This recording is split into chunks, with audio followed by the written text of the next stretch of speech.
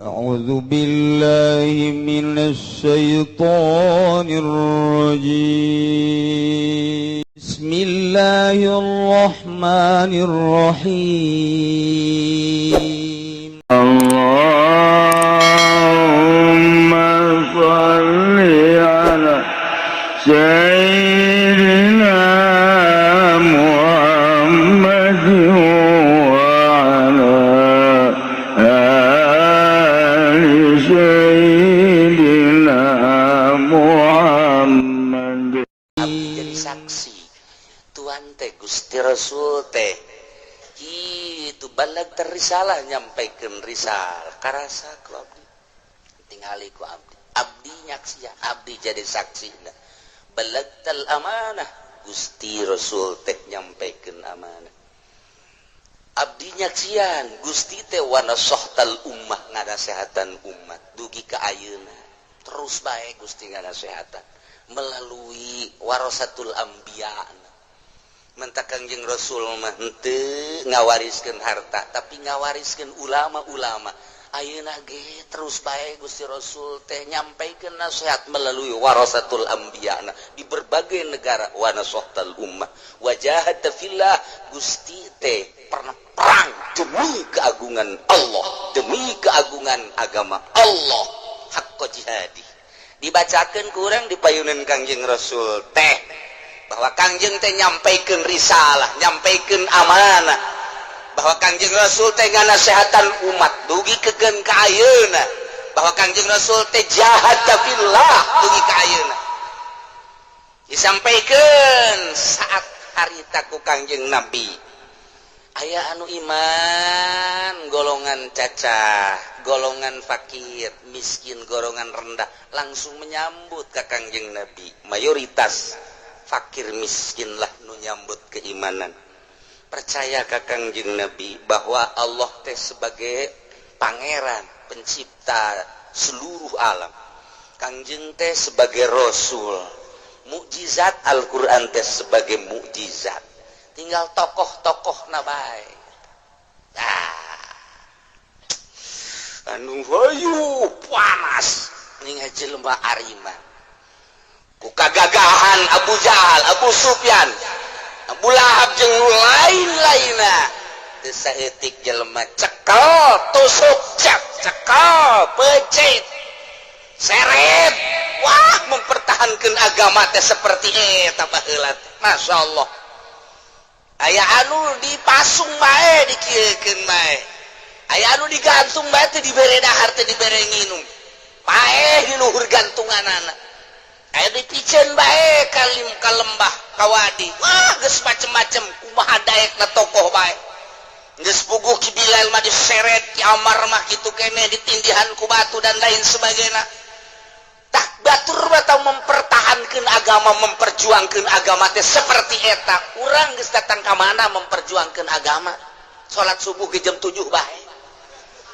memperjuangkan agama teh urang hese jasa jang urang doa ge jang urang ngalaksanakeun sakieu hesena masyaallah batur mah peurih jasa luar biasa tah agama jadi gede teh ku perjuangan ku teu kuat dirinya di Mekah teh hijrahlah ka Habasyah 70 halal hijrah ka ditu terus diterima ku Habasyah kembali deui terus hijrah kedua ke Madinah mantap sahabat tuh 2 kali hijrah ialah anu langsung ke surga pernah hijrah nyalametkeun agama ka Habasyah ulang deui hijrah deui ka Madinah terus eta mah hirup teh dipake hijrah bae datang ka Madinah teh sugan teh deuk senang diajak perang ku Kangjeng Nabi terus selama di Madinah perang nu mantap geus kakerot jasanya mah leuleuh kafir teh geus kakerot jasa Sidina Umar mah pedangna ge geus teu diasupkeun ka sarangkana deui geus dikieu-kieu bae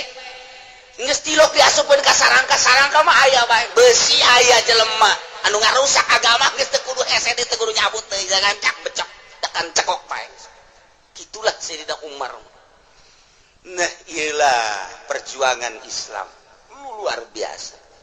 Urang ulah-ulah nyaritakeun perjuangan Kangjeng Nabi aya dina Al-Qur'anul Karim ti Gusti Allah aya dina hadis Kangjeng Nabi na disejarahkeun dina Siratul Nabawiyah, dina Nurul Yakin jeung berbagai-bagai kitab sejarah mun kurang diamati. Masya Allah, sahabat memperjuangkan agama beserta Kangjeng Nabi teh pahit anu luar biasa, tapi tetap baik terasa nikmat jeung lagat sebab naon surga asa di mata.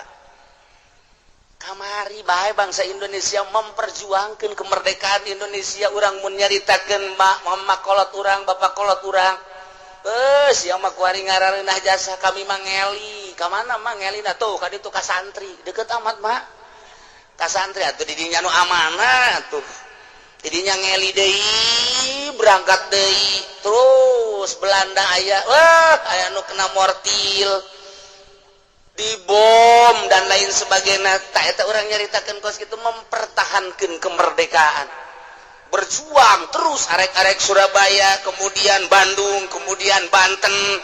Wah luar biasa, ngusir penjajah teh, datangkan nyawa taruhanana hayang merdeka. Ieu teh bambu runcing diseuketan kumaha naon bae nu aya dipake perang. Aya bambu runcing, aya pedang-pedang, aya golok-golok, sabi-sabisa sakitu ayana. Sementara di ditu saat eta geus mutakhir, geus aya murtil sagala rupa, tapi terus bae berjuang nyawa taruhanana. Ieu teh negara aing, ieu teh kumaha anak incu aing engke lamun teu merdeka. Terus anu ngeli-ngeli nu mengharap nu berhadapan. Alhamdulillah merdeka. Tahun 45 ditaikeun sangsaka merah putih ka luhur, berkibar luar biasa. Padahal saat eta masih kene luar biasa campuhna, tapi geus ditaikeun ka luhur ku Bung Karno. Belanda mundur diesilah ku Bung Karno. Mulai ti harita merdeka nikmat luar biasa. Nu jadi gubernur Kiai, nu jadi bupatihna Kiai, tanyakeun ge coba ka urang Surabaya, tanyakeun ge ka urang Jawa Tengah, tanyakeun ge ka urang Banten, nu jadi Kiai, nu jadi bupatina Kiai satu suara kabeh. Istimewa kabelah dieuna teng teng teng teng teng teng teng nu mantep.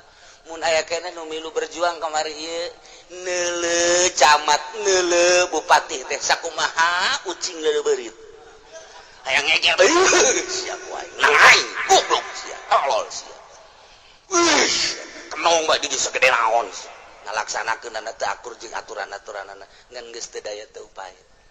Urang carita PKI, carita DI geus loba baik nu bener maupun nu salah. Ditayangkan di televisi mana nu bener mana nu salah. Nah hanya pemain asli nalah anu nyaritakeun. Namun urang nyaritakeun ti pemain asli na Garut cerita itu DI pan di ditu di Garut ayana di Jabal. Ta eta teh urang mun nyaritakeun keaslian DI, nyaritakeun PKI nu aslina kumaha nu sabenerna nu batak Gus Dur wani ngaluar-luarkeun PKI teh PKI diharapkan keluar dari penjara. Oh surak nyana nyaho asli sejarah PKI. Gus Dur ditentang, kenapa PKI dikeluarkan? Kamu anak baru kemarin ngomong. Gus Dur udah diam aja, keluar kasihan dia di penjara. Ngapain di penjara? Makan susah apa susah? Bukan begitu Gus ini. Kalau cerita politik kamu harus bener dulu atau baca politik. Dibahas kan ke Gus Dur sekelumit. Oh paham kan ngarti mah jahe. Berarti lain sambarangan. Saha atuh ieu teh anu sabenerna hanya pemain anu nyaho. Anu baheula di ABRI, nu baheula di polisi, nu baheula di organisasi. Nyana nyaritakeun keaslianana Soeharto kos kitu, Bung Karno kos kitu. Urang ngarasakeun merdeka teh kos kieu kuari. Setelah Pak Harto, setelah Bung Karno, Pak Harto, terus zaman kamari Megawati, Gus Dur datang ka kuari kos kieu amat si merdeka. Lepas dari penjajahan senjata, dijajah politik jeung ekonomi. Ulah maka syariat kuari cak Yahudi jeung Nasrani teh pake aturan aing kuari. Dijajah ka belah dieuna terus setik. Wah turunlah HP, ieu penjajahan nu pohara HP. Waduh, kiai ngaharamkeun musik, kiai dibere HP. Didinya ayah awalna teh ai memeh ngomong teh naon karata suara musik teh ngaranna naon? Ngaranna naon ka? ngajawab atuh sia pud naon pud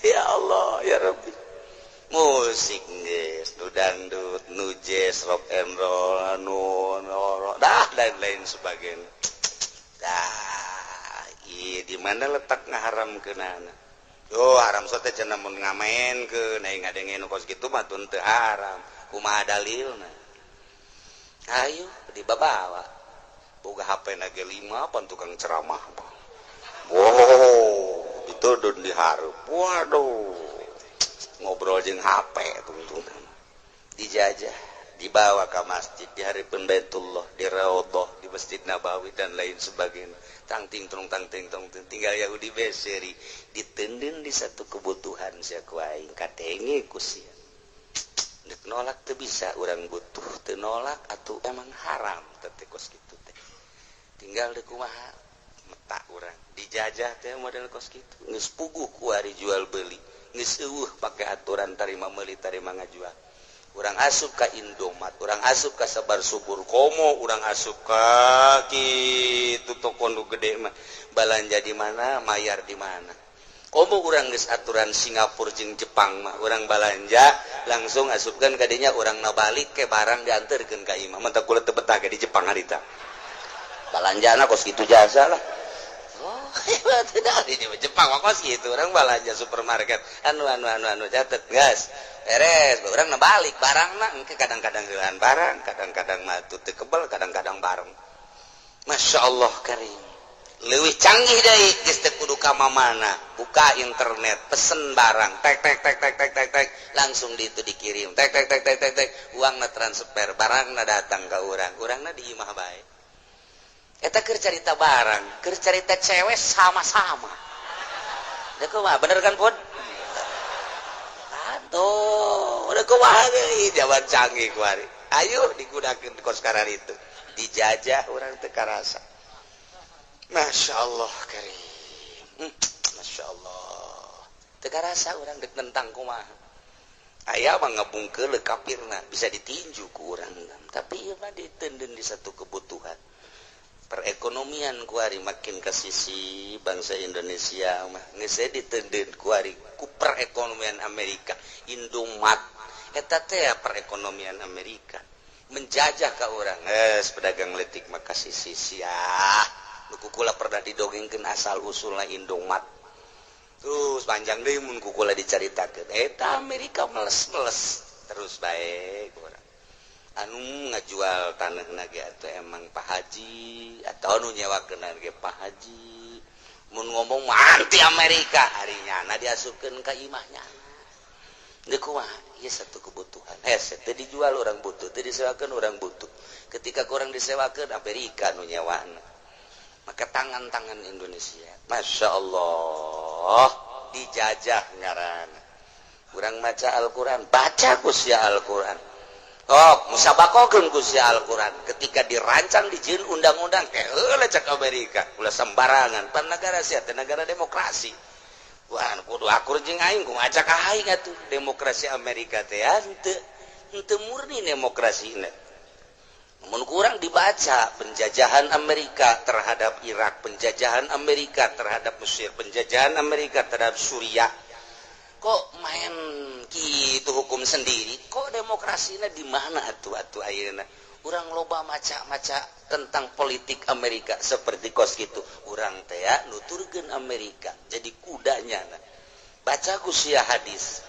Ketika ku urang dijadikeun rancangan undang-undang di negara heula cak Amerika maksakeun urang embargo sia ku aing asal di embargo urang siap diperangan sia ku aing siap henteu urang perang cak rakyat siap aing mah perang cak camat bupati sok sambarang perang teh pae cak tentara ulah ngomong polisi ulah tidak satu suara rakyat mah siap bae perang memang kunaon gitu jatuh memang susah ieu ya itu paling ya nungguan pae tapi cak anu ongkang-ongkang di luar geus ulah sambarangan lobby lah geus sabaraha kali urang deuk perang jadi lamun kamari diteruskan ku Gus Dur bisa jadi perang, ujung-ujungnya bisa jadi perang.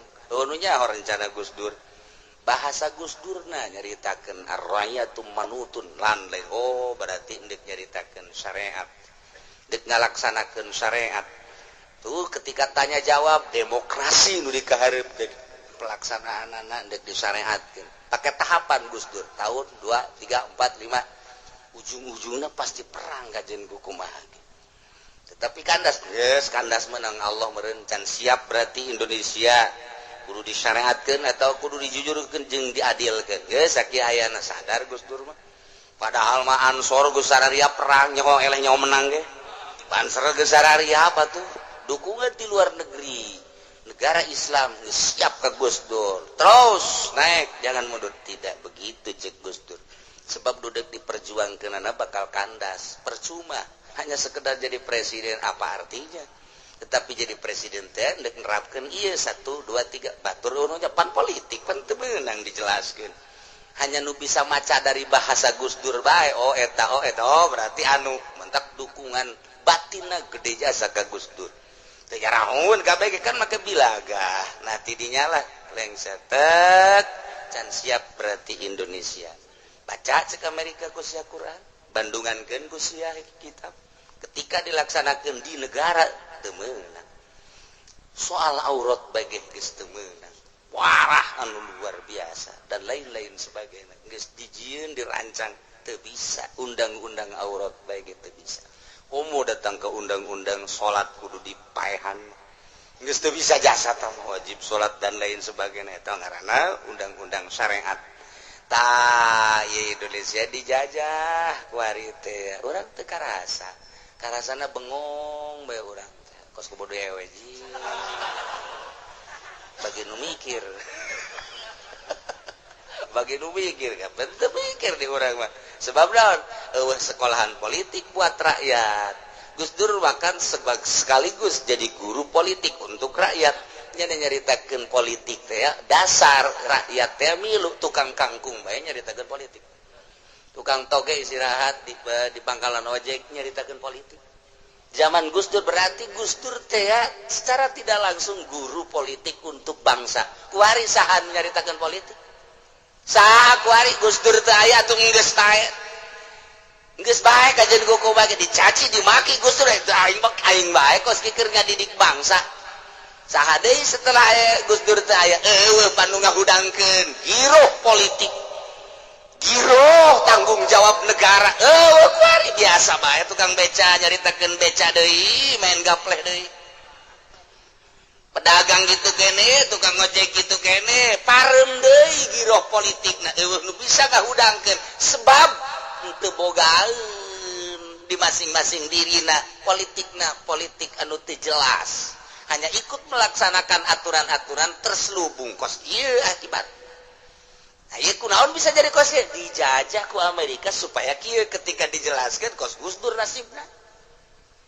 Itulah Indonesia. Jadi cenah lieur amat amang sia mah diciptakeun jang lieur. Jang puyeng atuh geus datang ka puyeng doang. Teu rek berjuang. Teu rek berjuang sebab saha huluna berjuang teh ya. Hulu kuari. Kuari deuk ngabangun negara keur nyeunan tukang DPR, daerah, PR, pusat, naik ke MPR, nu bakal ngalaksanakeun rancangan undang-undang nu geus jadi. Ieulah jelema-jelema nu bakal dipilih ku urang. Bisa entah henteu ngalaksanakeunana.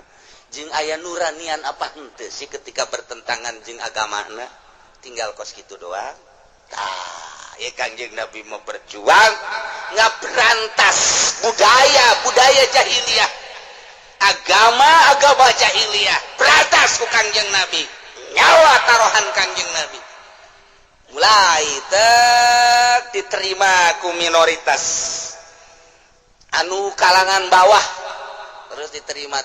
Tapi kan hiji dua makin hari makin loba, nu disiksa nu dipaehan makin loba, kadenge ku ciri Kangjeng Nabi. Kadi katingali ku babaturan nu mantak datang ka hijrah ge geus teu kuat jasa hirup di Mekah teh lantaran nu dibunuh, dicaci, nu digantung, anu diseret, anu dibelem, ditusuk dan lain sebagainya untuk menyelamatkan hijrah. Kembali deui, hijrah deui.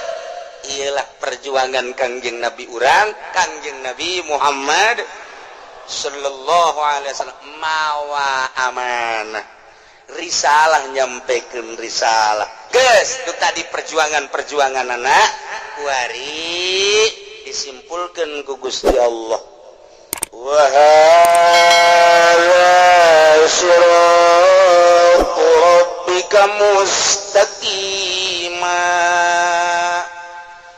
hadza isim isyarah mun urang ngajal piyama bidzali mufradin mudzakkarin asyir bidhi wa ta'ala unsak tasir berarti isim isyarah maka pan kudu ditunjuk bil usbu'i ku curug hadza zaidun tah ieu ki zaid hadhihi hindun tah ieu nyi hindun hadza jidarun hadhihi mistaratun tah eta teh hadza kafurun kadeuleu jadi isyarah mah kos kitu tapi kan di dia mengisyarahan kan geus ditutur tadi nu dibawa ku Kangjeng Nabi tinggal dikutak-katik make ilmu bayan kos kumaha eta teh ke bentuk isyarahna ngaji teh kos kitu hese boro-boro nun teu mondok nu mondok ge pusing komo nun teu mah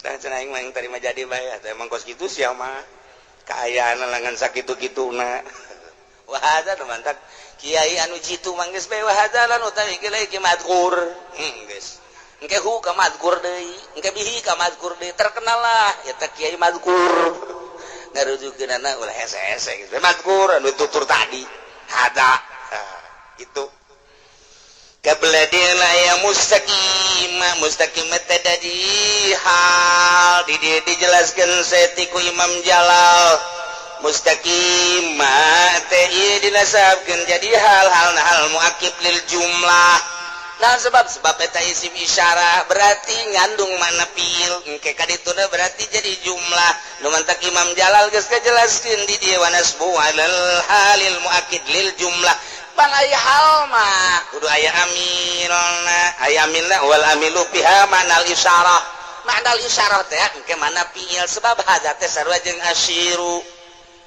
ibe ke kumaha eta saha panteuna wah panjang nyaritakeun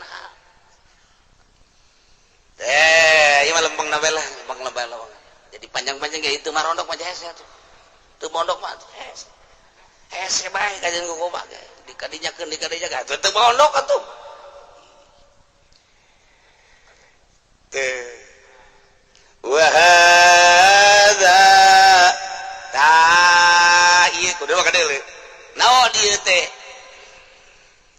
cek Imam Jalal ngajelaskeun dauhan Allah hadza alladzi anta alaihi ya Muhammad anu anjeun teh aya di dinya naon atuh yakni agama Islam naon tuh yakni mukjizat Al-Qur'an naon atuh taufik anu dibeukeun ku Gusti Allah eta lah isyarahna hadza keur carita agama Al-Qur'an sarua bae wa hadza ta Al-Qur'anul Karim anu agung nu dibawa ku anjeun Muhammad wa hadza agama Islam nu ku anjeun disebarkeun Muhammad eta adalah siratu rabbik agama anu lir teu beda jeung jembatan anu nyalametkeun jelema mustaqima lurus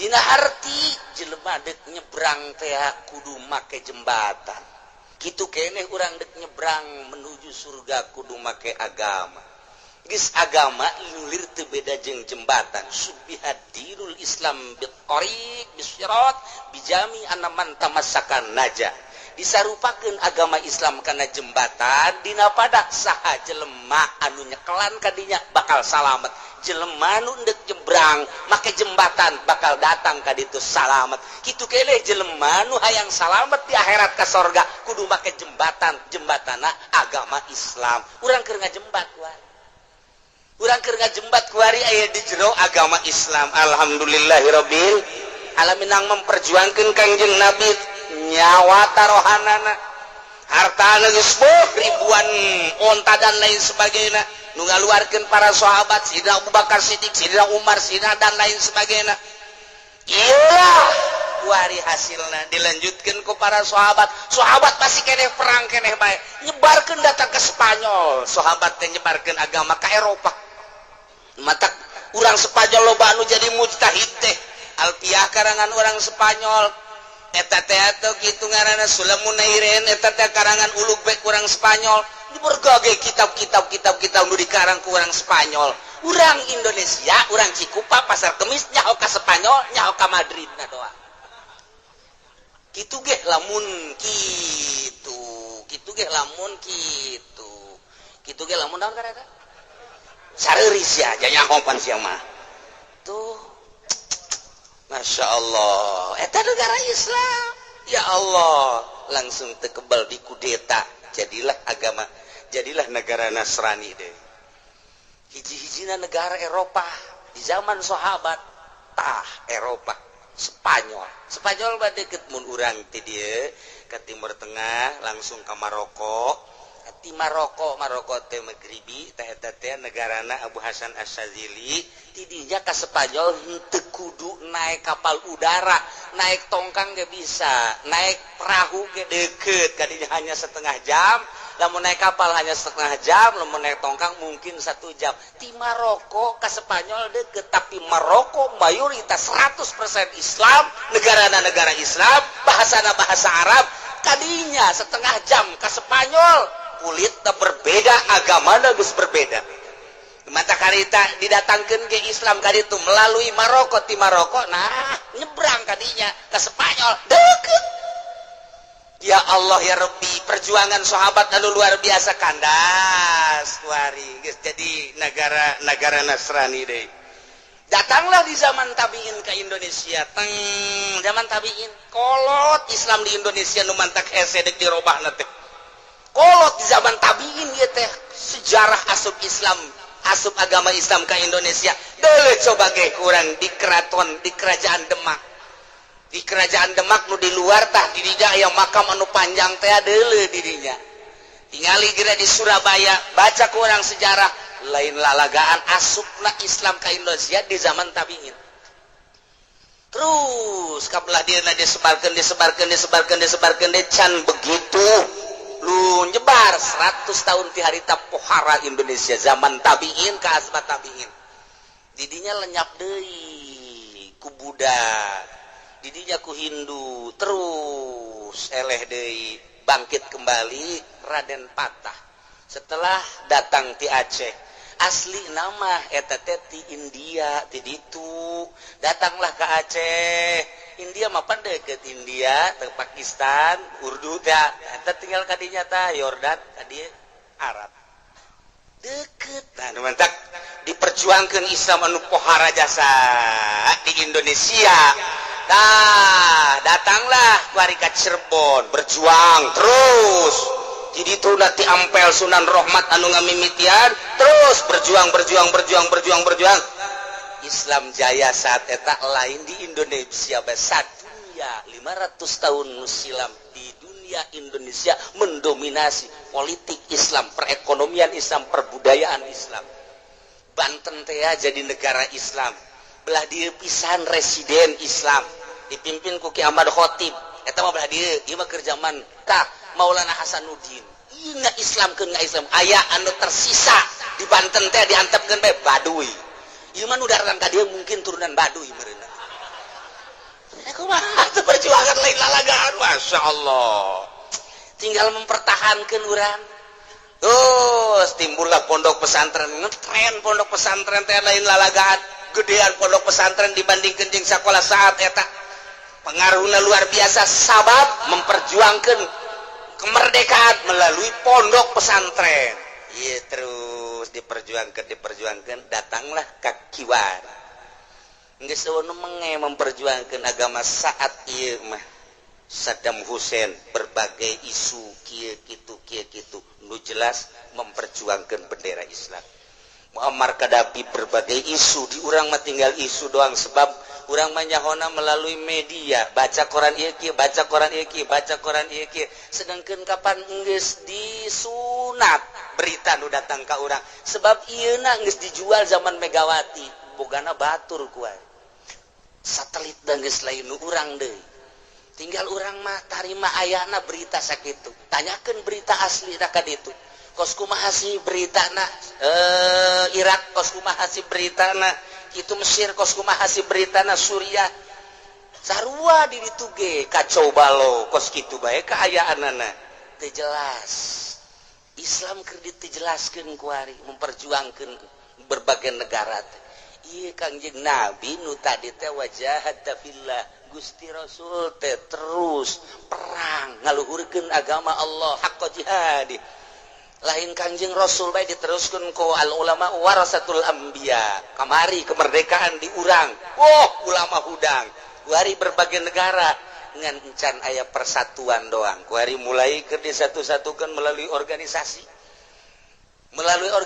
ku hari keur leuleumpangan ieu teh organisasi teh mana nu mampu teh NU nu dianggap terbesar di dunia NU teh mampu henteu manehanana coba membawa atas nama Islam Gus Dur lah geus teu isin-isin make atas nama NU ngomongnya nama terus teh ulama salap teu isin-isin nya nama atas nama santri dibawa ngomong di Inggris di Belanda nya ngomong atas nama santri teu isinin tapi nu kuari isin ngomong-ngomong santri teh isin anu terkenal budugna doang santri budug ka dia sia deuleu tah barang di deuleu bener budug toh bari apa aya perjuangan Muhammadiyah dalam rangka memperjuangkan agama di dunia eueuh kajen teh nya ngomong aya-aya ge eueuh gerada gedean NU untuk kelas internasional merada main saetik cuman saetik karena pimpinanna elehan jeung sieunan ya teu terus kuari Islam kurut kos kitu teh Islam jenggot eta teh mendunia ieu bakeur carita kelas dunia bener jeung salahna tergantung ente dan kelas dunia tuh nu memperjuangkeun di Belanda di Inggris nu memperjuangkeun di Amerika sampai timbul aya musola aya Islam kurut hanya nyaritakeun fadilah ketika diusirnya nama Indit engke ngomong deui ke diusir Indit deui militan tapi ternyata hasilna melalui Pakistan di awal terus mendunia kuari timbul deui HTI Hizbut Tahrir kajen teuing teu pati diterima di Indonesia tetapi manehna berjuang anu kuari memperjuangkan Mesir teh kapan HTI Ikhwanul Muslimin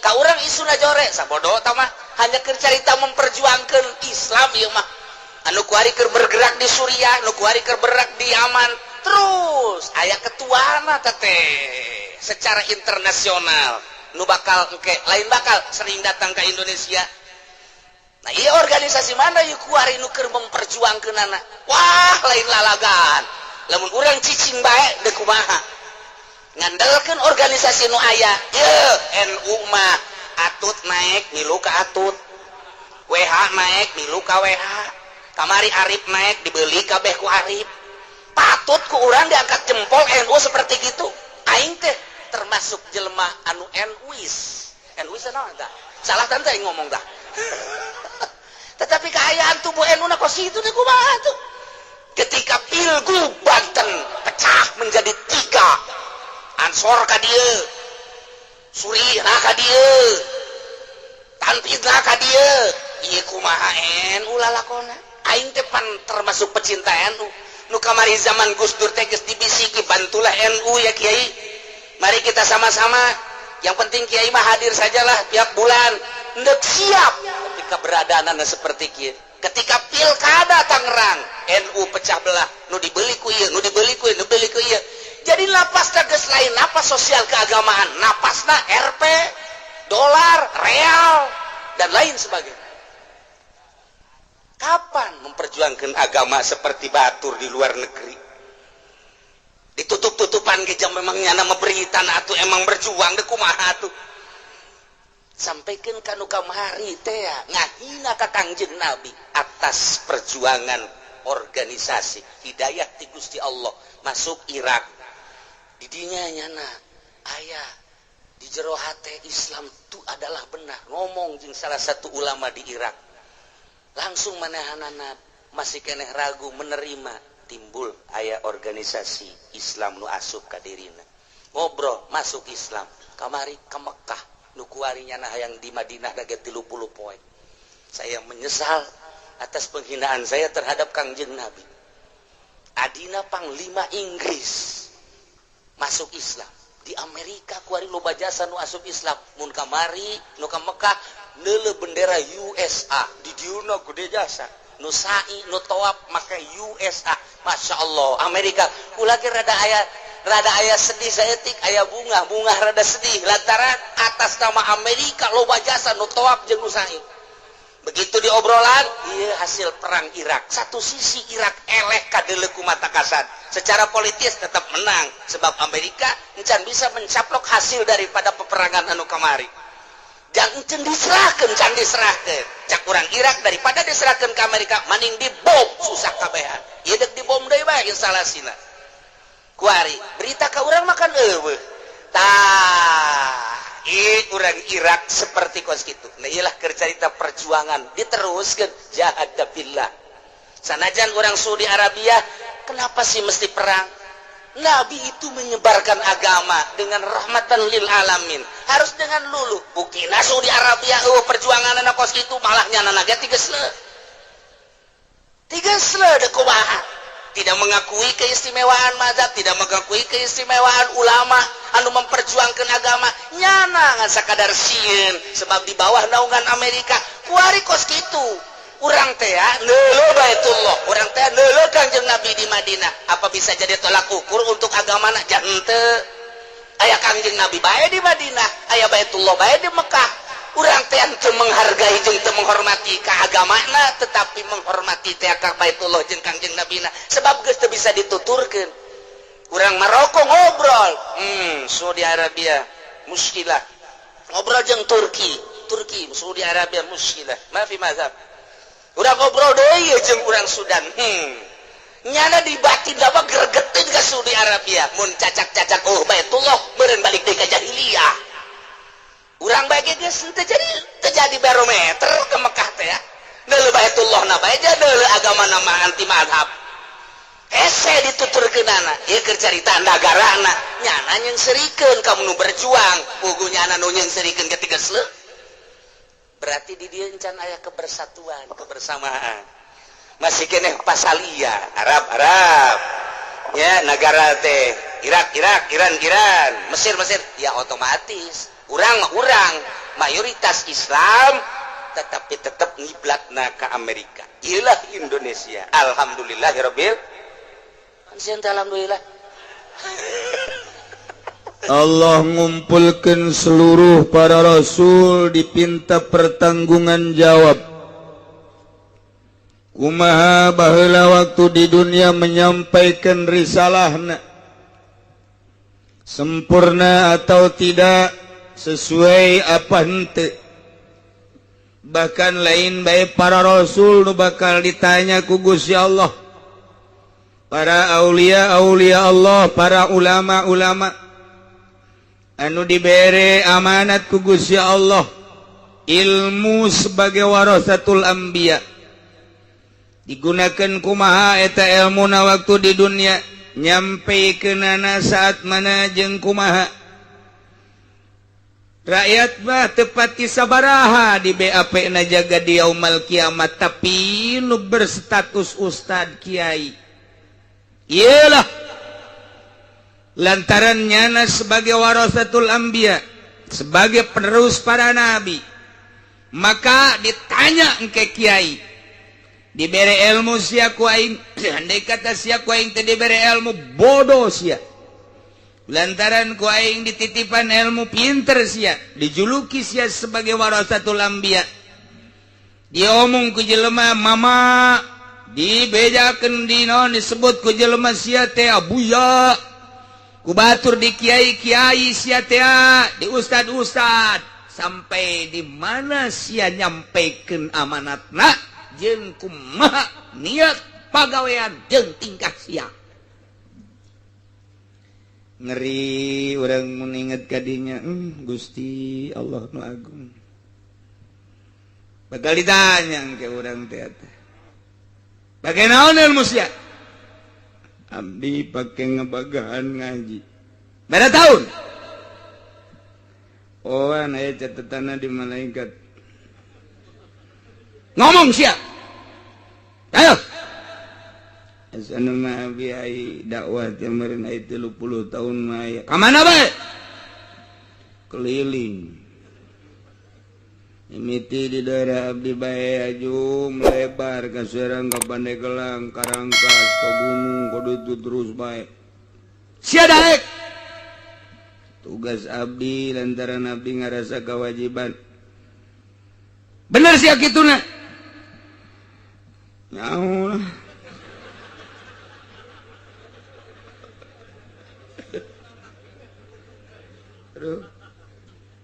niat sia kumaha niat nya niat mah abdi doang sorangan jero hati jasana niat nama ku lempeng teh naon lempengna nyampaikeun amanat jeung naon deui ampur yang beli mobil ongkoh aduh izin jasa gitu urang kalau sok merenung begitu izin ya waduh aing kaisinan asana aing kaisinan ya aing kaisinan ya ajun mantak embung ge tadi ondang teh si izin aing ge aduh di kiai-kiai ku batur wah bahaya naon deui coba sia agaan ngaji deui abdi make kitab aya make aya henteu naon deui hendak kampanye naon Golkar aduh iya bahaya guys ya sia ngahayu-hayu Golkar teh iya sia ngahayu-hayu negara ban nyawa sia bahwa di Golkar teh rusak jasa nyawan teh sia nah abdi nek api-api teh nyawa bae tolol sia tah iya urang lamun di sidang gos kitu siang mah lain kudu kikituanan jak malaikat nyampaikeun rukun salat bae rukun wudu puasa zakat haji tugas sia geus sia mah kelola eta bae an abdi teh bagian daripada negara abdi cicing di negara Indonesia ajo atuh abdi peduli ajo abdi kampanye di Golkar di dinya maksud sia bener dek kaluhurkeun negara isi nabi ngomongna ayo pernah diberi motor abdi teh jadi berat asana naon deui janggina mendek mobil henteu mobil nama sial tak Golkar ya na dirinya kene kejarekanan Golkar Masya Allah orang teh bakal kos gitu izin biasa di luar tugas-tugas orang siga peduli padahal mah horenganan aya di balik kepedulian orang muatan-muatan nafsu iya nu bakal dibongkar nu bakal diebrehkeun ke segede atom segede sieur bakal dibukakeun niatan-niatan urang komo pagawean nu jelas mah izin jasa ke urang ya Allah ya Rabbi Gusti wa may ya'mal mithqala dzarratin syarran yarah wa may ya'mal mithqala dzarratin khairan yarah bagus jeung goreng ditembongkeun bakal kan niat urang bakal dibukakeun ke tah mantap gahajuna masararieun inggis jasa iya efek terus ngefek ka para kiai mantap ulama baheula mah makin jadi kiai makin apik makin sieun ka Allah di akhir zaman ayeuna mah makin gede melebar makin popoharaan asa aing asa maneh mungpang mengpeng lain di negara bae aya bahasa aji mungpun horeng kiai ge keur mejana kapake ulah dingkekeun deui mere motor mere mobil mere naon bae ayo geus ka dieu keun bae ai kudu nama beuki nyana jadi kiai beuki sieun ka Allah sieun si salah rempan terus itihad terus bal eureun macaan kita baik kiai mau kesempatan maca koran mentak ulama eta didongengan ku almarhum abah kula deuleu tuh Ki Hairun naunggal meja aya kitab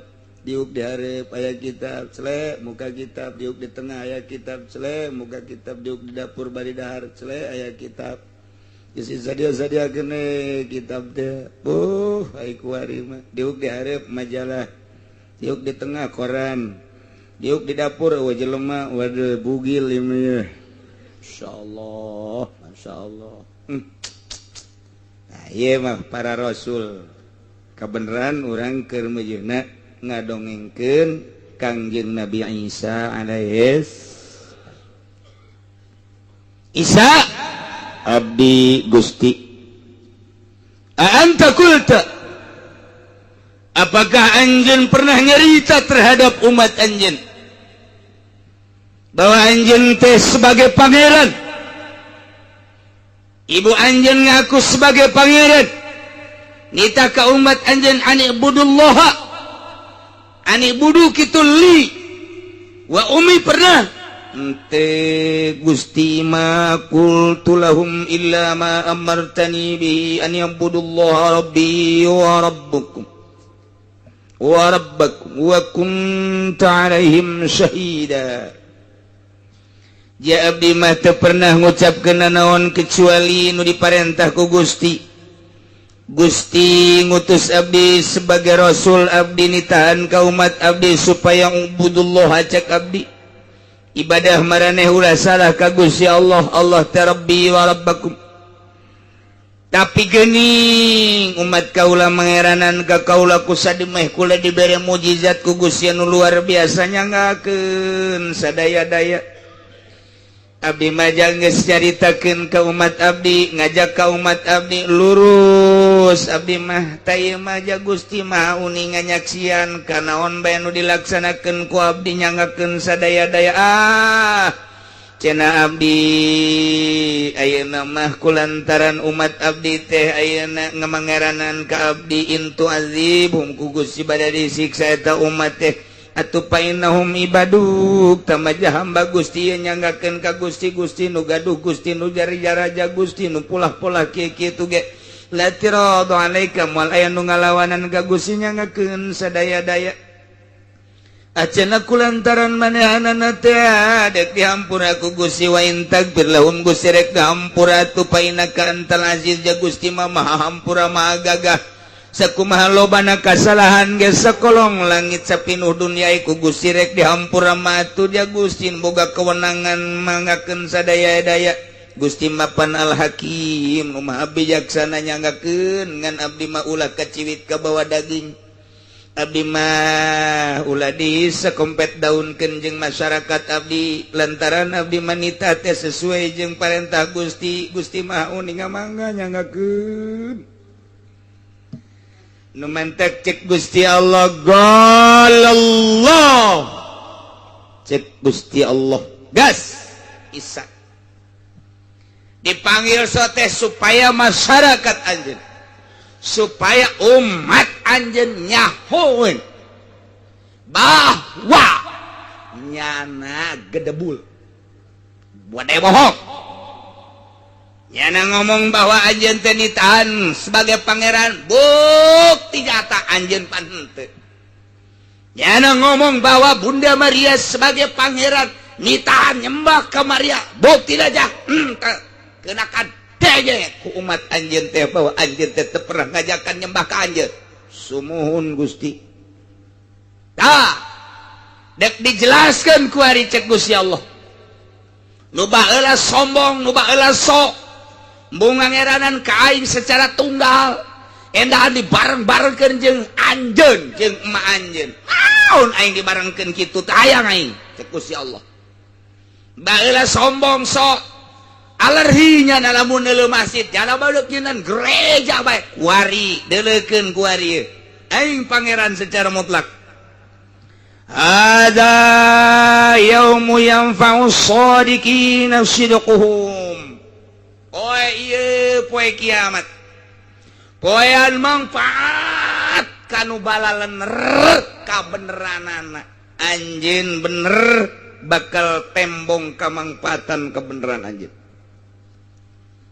masyarakat anjeun ge bener sarua wae alhamdulillah cakabehan teh alhamdulillah anjeun bener Isa masyarakat anjeun ge bener umat anjeun ge bener oh nu di Sumarekon geus rancung sia bener aing ge mantap cek ge mantep tuh wow geus senyum-senyumnya urang dibenerkeun ku pangeran mantep kan di BSD geus sareuri bae kabeh tercengang dengekeun cek Gusti Allah anjeun Isa bener bahwa anjeun nyampaikeun tugas anjeun sebagai rasul ngajakan ibadah ka kaula teu macem-macem teu pernah anjeun ditahan ibadah ka anjeun jeung ka ma anjeun alhamdulillah masyarakat anjeun ge bener oh surak nu di BSD surak nu di Sumarekon di Itali Roma wah surak ore tapi bener ge bener bohong nah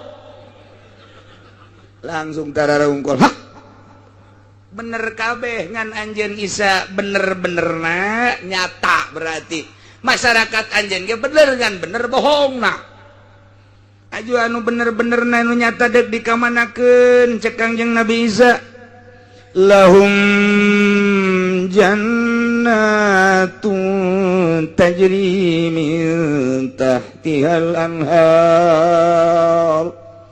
nu balaleuneur mah lain anjeun bae umat-umat anjeun nu balaleuneur nu mangeranan ka kaula termasuk para rasul para nabi para wali bakal diberena ieu adalah kamangpaatna bakal dibere surga lamun nyaritakeun surga cukup dina Al-Qur'an mah tajri min tahtihal anhar handapeun gedong-gedong handapeun tangkal kayu aya cai sing korolok sing kolocor caina engke di akhirat teu kudu make wafin teu kudu make paralon ke ngolocor sorangan heran ke bakalna di kamar urang cai lalempangan sesuai jeung kahayang urang cenah hayangna gede-gede cenah hayangna letik-letik teu kudu make paralon teu kudu make nanaon datang sorangan dipanggil engke urang embung mengkol deui sakumaha angin we gitu cai teh sing kolocor tahtihal anhar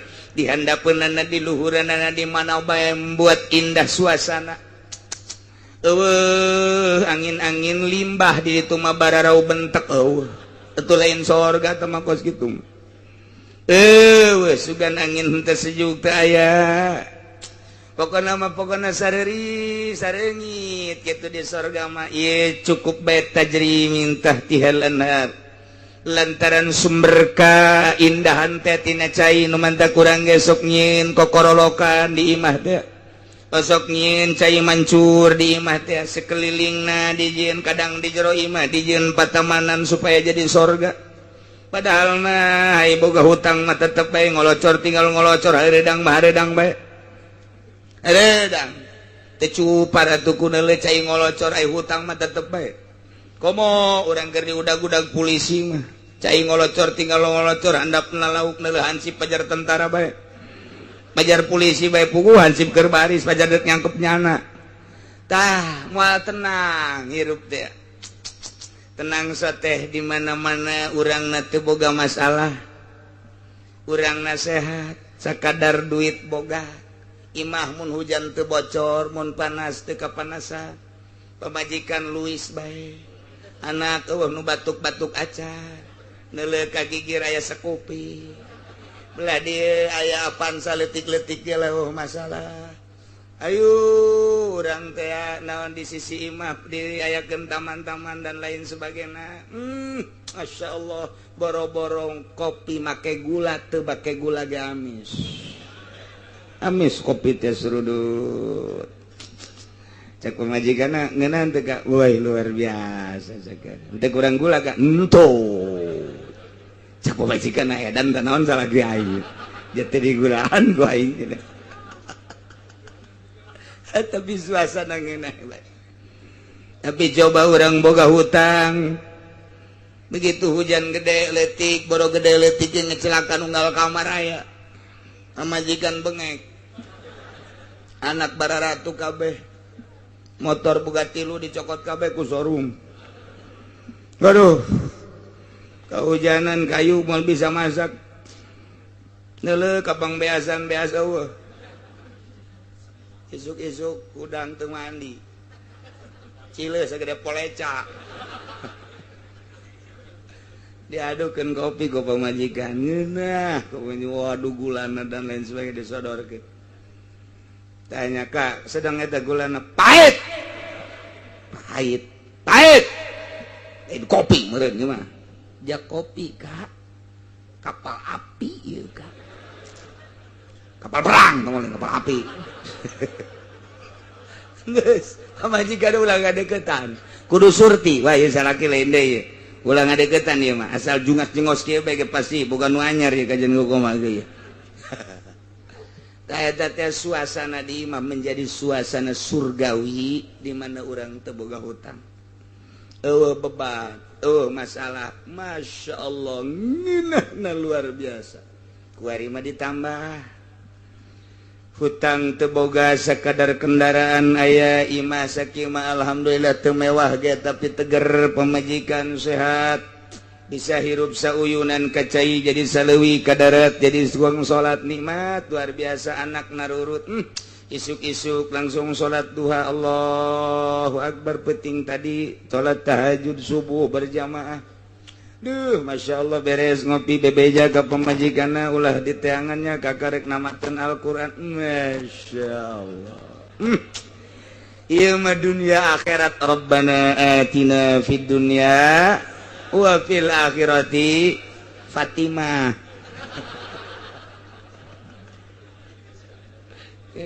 tah hirup teh urang teh sederhana kos gitu tah sederhana tah ngaranna nikmat jasa Masya Allah komo ai ningkat ditimbangna pikiran urang beratan ka mana eta mah akur tah antara dunia jeung akhirat akur 50% komo lamun ditimbangna ku urang dunia urang di dunia teh geus teu kadeuleu dah barakal ditinggalkeun naik kuari ka akhirat jadi naik ke 60% beratan ka akhirat hate urang waduh tah geus lain deui naik deui 70% Masya Allah beuki indah kasih eta teh indah urang teh nikmat ngeunaheun kadeuleuna ngeunaheun eueuh masalah jasa sebagus teu nganggap ka dunia teh sapentingna bae dunia sakadar jang dahar jang nginum sakadar kendaraan sapentingna bae hatena mah geus berat ka alam itu beuh bakal nikmat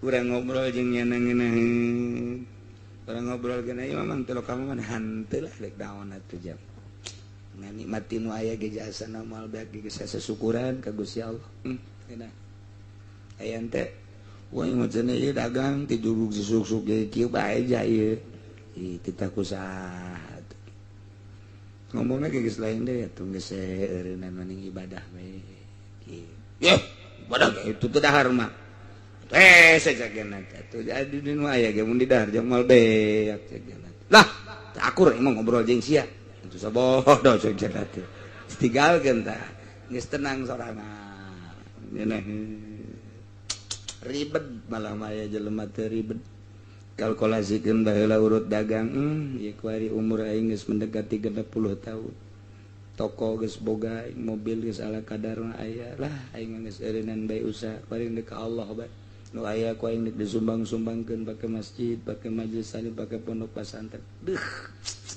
itu mah geus mantep jasa masyaallah babanyikanana isuk-isuk ka bangunna cerah amat alhamdulillah nyakanya lah kula mah kieu bae cak pamajikan harta loba aja kula geus kolot muriangan wis de kawin deui mah masalah nah ini yang aku tunggu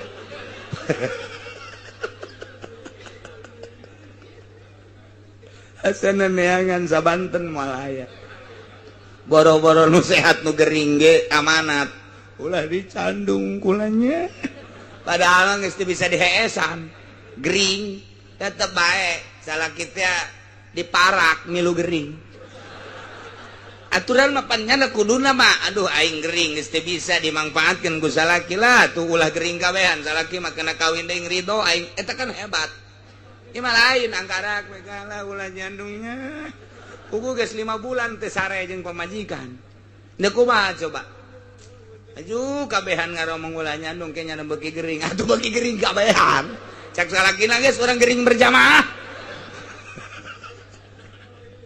tak eta tadi tuduh-tuduhkeun kitu ge cak pamajikan teu kadenge teh ngaji nu eta mah tetep teu kadenge mun nya engke ngobrol tadi kadenge sia ngaji naonnya tadi surahan kiai teh tafsir henteu kula teu kadenge sial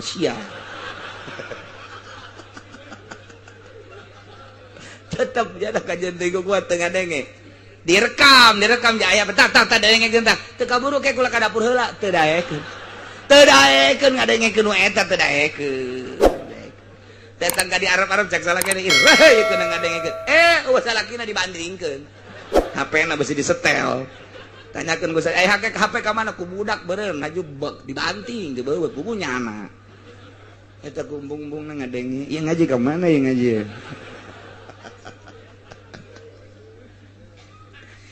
cek Gusti Allah ada poe ieu yana poe ieu teh poe kiamat yaumul yanfa'u shadiqina sidquhum poean manfaat benerna jelema nu balener kabeh poean anu bahaya benerna nu buarohong kabeh di mana bohongna benar titah ibadah ke Allah endahan ibadah ka anjeun isa salah berarti bener salah nasihat teh siksa kuai atuh geus teu bisa daya teu bisa upaya cek Gusti Allah anjeun salamet isa lantaran sesuai jeung parentahan kaula salamet anjeun mah isa tapi masyarakat anjeun nu mah hiwa ti anjeun ngahaki ka anjeun kita ngaibadahan ka aing ku sia isa ku anjeun isa tapi ternyata ibadahna ka sia pan sia mah makhluk aing pan sia mah hamba aing rasul aing ku sadumeh dibere mukjizat leuwih ti batur endahan di pangeranan bener bohong na si eta teh siksa ku aing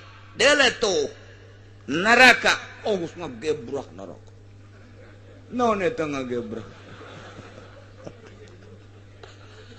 aya hurung teh apa macem-macem di Sunda mah aya hurung ruhak aya hurung ngalentit eta ngalentit ya damar diletikeun ngalentit ngaranna ngentit ngalentit eta leutik tah mantak nu leutik-leutik mah bangsa tititan lah pokona mah tuh kabeladeuna tuh gede hurung aya ngagebroh luar biasa tamang geus pohara aja ngagembrah ngaranna neraka geus ngagembrah hurung nu luar biasa di deuleu di handap walah eta nu ngaran ruhak pohara jasa di jero ruhak teh kadeuleu aya oray tina seuneu lelempangan aya kala dibuat tina seuneu lelempangan lain kala seperti di kurang kuari kala naga dijieun tina seuneu geus calangap bae aya buaya aya berbagai hewan-hewan anu galak aya oray nu hese nyaritakeunana oray sujaul akra dibuat tina seuneu sarua bae pemandangan anu luar biasa sieuna ya cek Gusti Allah manfaat bagi jelema nu bener bakal dibere surga lahum jannatun tajri min tahtihal anhar tuh surga wah geus kadeuleu bidadari geus kieu bae cep sini cep aduh ieu curugna nu bentik teh ka dieu gegeraan wahai ahli tahajud kadieu gegeraan wahai ahli duha kadieu gegeraan wahai ahli-ahli jelema anu sok zakat anu sok jariah ka masjid pondok pesantren majelis talim hayu kadieu anu sok ngaji nu ngajina nu henteu nundutan teh kadieu ya kan geus indah jasa lulu ka ditu mencrong pemandangan nu indah lulu ka kenca seudeu ngagebrah berbagai pemandangan nepi ka sieun nyata di dinya deuleu ka belah ditu luar biasa indahna urang di dieu di tengah-tengah nah nu bener-benerna surga nu bener bohongna neraka teu mah bagi jelema nu bener radhiyallahu anhu wa radu'an di surga teh sabaraha poe ieu teh saminggu sabulan satahun 10 tahun 100 tahun tidak ada jangka di surga menikmati kenikmatan nu hakiki khalidina fiha abada. Saneng-neng di sorga. Masya Allah. Di dunia orang hirup ngan 50-60 tahun dipaksakan sholat puasa ibadah ka Gusti Allah. Allah nunyian langit bumi nunitah ngaibadahan, nunitah diibadahan ku anjeunna urang teh teu mamri hujan, teu mamri panas, teu mamri sugih, teu mamri keur susah, teu mamri keur sehat, teu mamri keur gering lah jang moal kebal ieu aing mandek ibadah bae ka Gusti Allah bakal dibales ku surga nu tajri min tahtihal anhar teu kudu dicaritakeun jerona di jero eta teh urang khalidina fiha abada. Di dunia mah jadi presiden SBY paling ge sababaraha saat deui. Kamari ieu terpilih Pak Ismet Iskandar kuari geus di penghujung tinggal salengkaheun deui. Gubernur sanajan kuku mage hasil jerih payah nyogok dan lain sebagainya paling 2 periode. Dan lain sebagainya nu nyata bae Soeharto anu geus sekian puluh tahun nyana menduduki RI 1 Japae. Komo Gus Dur mah nyasa kedeung jasa, paeh keneh. Sarua bae kabeh ge maranaot jadi raja di dunia kumaha aing bae batur lolos tangkepan aing mah ulah pan aing maraja bisa bae di dunia mah hukum buatan manusia ieu sabodo penting ge tanggung jawab di akhirat nu jelas jadi rajana sakedeung jadi raja kuari mah kula mah sekup terkecil naon sia jadi raja naon RT lain raja bang teh mah tetep raja isin aing mah ngadenge raja ka RT mah tetep bae rajanya na. Jayana naon ngalapor ke RT. Raja terkecil RT. Masyarakat ge ngan ge 2,5. Naik lurah raja aya waktuna. Kuari nyana duit keur loba jabatan keur aya kabeh rarasaan teh asa nu aing. Wilayah teh asa nu aing. Siap. Dek dahar kumaha aing, dek mabok kumaha aing, dek awe kumaha aing. Segae mangga bae kamu urusan dirina engke tanggung jawab di harapan Allah tapi aya waktuna camat aya waktuna bupati aya waktuna kabeh aya waktuna tawan teu pakota patula patali jeung jabatan aing mah janu sugih ieu dek kumaha aing bae isuk aing dahar di Inggris sore di Paris asa sia isuk-isuk aing dahar di Singaparna isuk di Singapura los kumaha sia bae tah mah pohong ka Allah aing mah pokona awewe neuk nu mana bae dibeli ku aing lah jaloba jasa di hotel timiti nu putih jasa ka nu hideung jasa los aing mah hayang ngarasakeun nu putih jasa cenah urang Cina los urang Belanda beureum tah lain putih los hayang nu hideung jasa cenah aing urang negro sugan dalit los kumaha sia bae hayang nu jangkung cenah India ieu mah los Pakistan los hayang urang Arab cenah ieu mah atuh los hayang urang Turki nu gede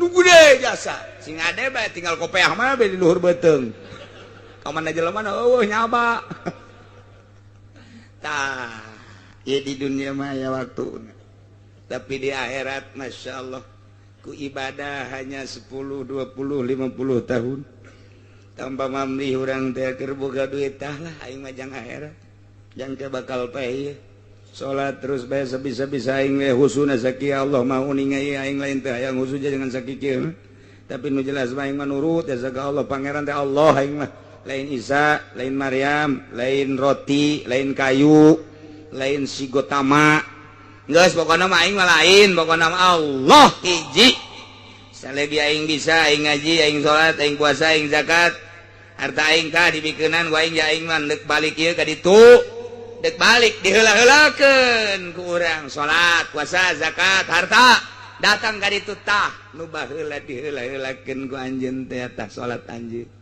jore amat salat ieu atuh pugu pagawean saha emang sok khusuk tilok-tilokna mah aju atuh hayang nu bagus bae ieu salat nu jore teh kos kieu tadi bentukeun buntutan. Terus kira-kira embe mun aya buntutan, amun aya buntutan bagus teh jore, teu jore. Salat sia mah leuwih jore tibatan embe. Nu ieu mah nu saurang ngobrol, sia naonan, buntut mah ngahuluan. Ngarobrol tah nu teh harusu teh. Nu teh harusu teh pan salat teh kieu lamun mulus, salat urang zuhur 4 rakaat mulus, jadilah binatang embe misalna mulus. Lamun rakaat kahiji husu, rakaat kadua henteu eueuh huluan. Rakaat katilu teu husu eueuh buntutan. Rakaat kaopat teu husu eueuh sukuan. Naonan doang atuh. Wallahu a'lam geus kitu bae tah geus pokona. Azana mah rombongan uhuluan kabeh. Nyala ngarobrol ke di akhirat. Aizal aing buntutan, aing uhuluan. Nusia, nu aing sukuan bugu. Geus ngarobrol bae gitu. Aing mah aya ceulina hiji ceuk teh. Kaditu ngarobrol kabeh tah. Disesuaikeun jeung husu jeung henteu na. Isin urang ja salat urang dikitu-kitu Gusti, malah abdi mah jeung kabehan aya di dieu sanajan teh husu ge bentukeun nu bagus bae Gusti lah. Lantaran atuh jah husu mah hese jasa iwati wali jeung solihin anu bisa husu mah ge tanyakeun beusi di pengkolan solihin.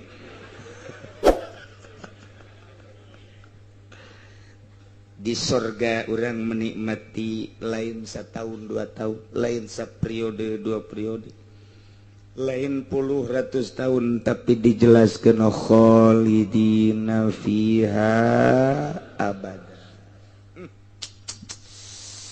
Begitu orang nyampak di ditu tah ieu cek malaikat harta anjeun nu diheula-heulakeun baheula teh kaduhung amat baheula padahal mah boga 5 miliar mah.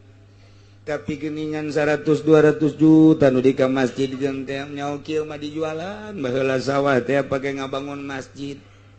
Malaikat ulah loba omong penghayal teh ngaranna. Keur ieu emang teh nyampekeun kiai, nyampekeun aju ngadenge. Rada nundutan pas bab eta tah. Emang nusugi mah kitu. Nusugi mah asal bab zakat teh ngarokok.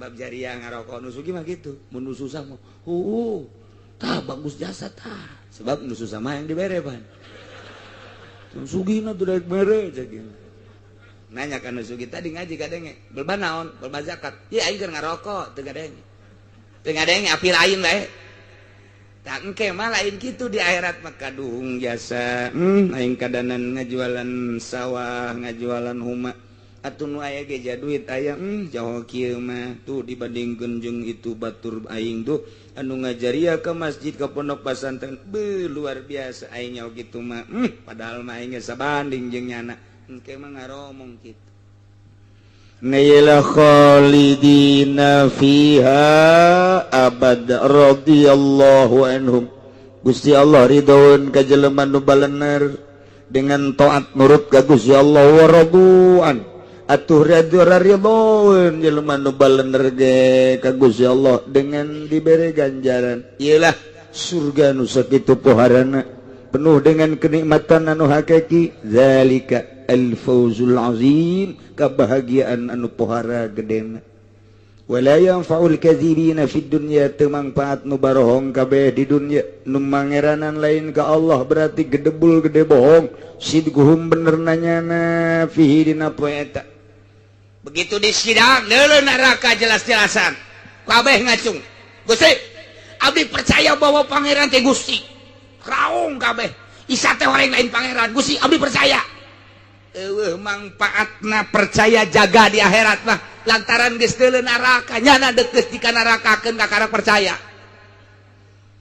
geus deuk dihujurkeun ka neraka nyana ngaracung abdi percaya pangeran teh Gusti Isa mah lain pangeran Maryam lain pangeran Uzair lain pangeran cak malaikat lain usi matu kuari mah baheula tetep abdi iman kuari mah teu mangpaat imanna para Kristiani para Kristen Katolik para Protestan Konghucu Buddha Hindu Yahudi dan berbagai agama-agama kafir nu tadina teu mangeranan ka Allah percayanya na pangeran teh Allah ketika neuleuh siksaan la yanfa'u manfaat sama sekali. Wali daya warhamhuma kama rabbayani shaghira. Ya teu ngajurus ka hujan tah mah.